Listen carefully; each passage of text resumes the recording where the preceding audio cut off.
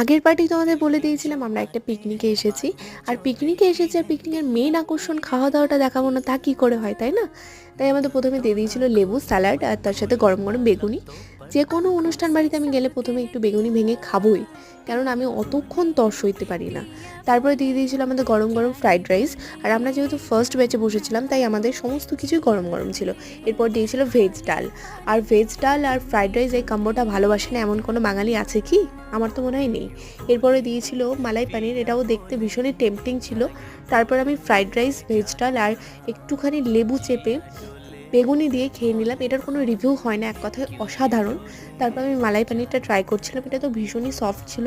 আর আমি যেহেতু পনির খেতে ভালোবাসি, অবভিয়াসলি এটা আমার কাছে ভীষণই ভালো লেগেছে।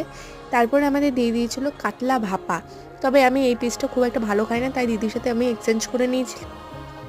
তারপরে অনেক কিছু ছিল যেগুলো আমি খাইনি, তাই ক্লিপ নিতেও ভুলে গেছি।